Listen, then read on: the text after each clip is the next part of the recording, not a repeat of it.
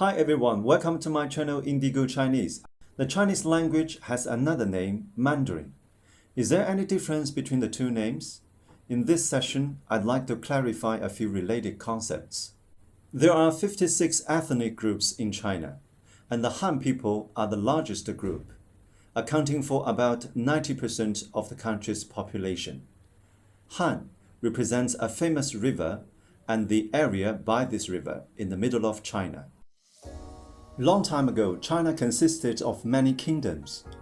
In 221 BC, the king of Qin unified the whole land and became the first emperor, Qin Shi Huang. Qin was a great dynasty, but it only lasted 15 years.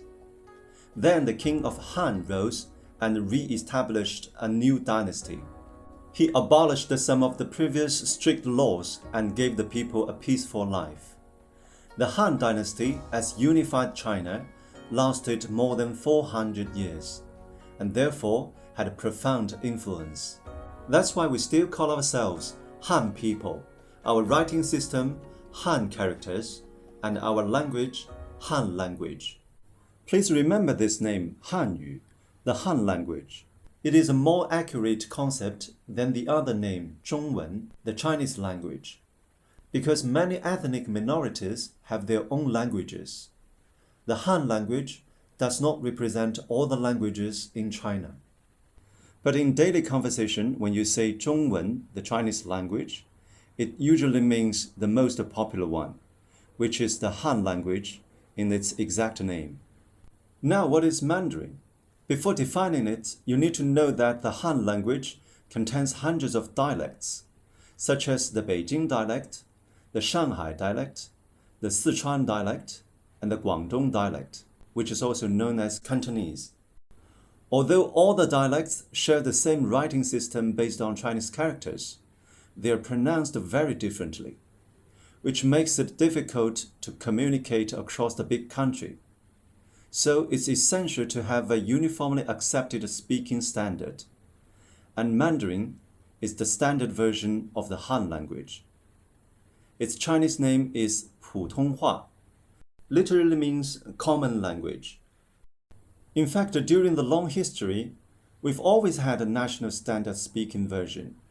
2,000 years ago, it was named Yayan, the elegant language. Hundreds of years ago, it was called Guanhua, the official language, which was translated into Mandarin as its Western name. During the early 20th century, it was popularly known as Guoyu, the national language. And in the 1950s, mainland China began using the term 普通话, common language, while Taiwan kept using the earlier 国语. The way of speaking Mandarin in mainland and Taiwan only has a tiny difference, and the Western translation of both 普通话 and 国语 remains the same, Mandarin. 普通话 is based on northern dialects, especially the Beijing dialect, but also takes southern dialects into account, which typically have tougher accents. Among all the dialects, Cantonese seems a little special. I think the main reason is not really linguistic, but historical. Firstly, when China entered modern times, the Guangdong Canton district became the first area open to the world. Many people from this area chose to emigrate overseas to seek new opportunities. So Cantonese became the most popular Chinese dialect abroad. Secondly, because the people of Hong Kong, Xianggang, speak Cantonese. And from the 1970s, Hong Kong became the entertainment center of Greater China. Its movies and pop songs in Cantonese became very popular. No other Chinese dialect has had such a kind of influence over China. That's why Cantonese seems to be a little special. But it's not another language. It's a dialect of the Han language. Now let's quickly review several of the important concepts we covered today. The exact name of the language is Hanyu, Han language, also known as the Chinese language.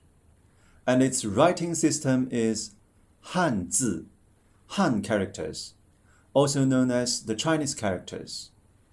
Its standard speaking version is 普通话, common language, also known as Mandarin.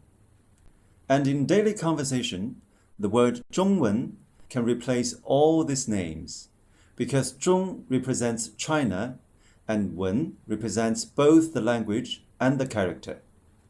Okay, that's all for this session. Thanks for watching. Bye.